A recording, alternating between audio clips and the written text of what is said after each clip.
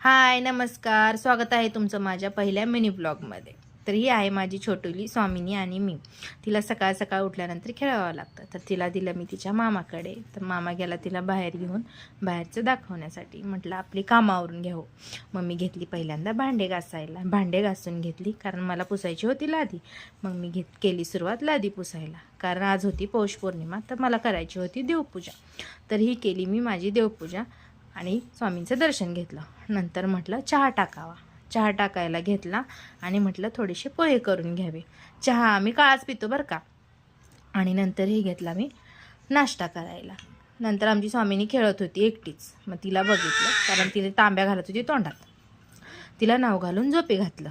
आणि नंतर मी घेतला स्वयंपाक करायला, कारण मला जायचं होतं क्लासला. हे मी झाले फ्रेश झाल्यानंतर केस विंचरले आणि ही मी माझं आवरून घेतलं होतं क्लासला जाण्यासाठी. साहेब आले होते, साहेबांना काहीतरी खायचं होतं, मग त्यांना दिली मी करंजी खायला. क्लासवरून आल्यानंतर पहिल्यांदा स्वामिनीला उठवलं. तिला उठवलं मी आणि आमचे साहेब तिला खेळवत होतो. तर हा माझा पहिला ब्लॉग तुम्हाला कसा वाटला कमेंट करून नक्की सांगा. धन्यवाद.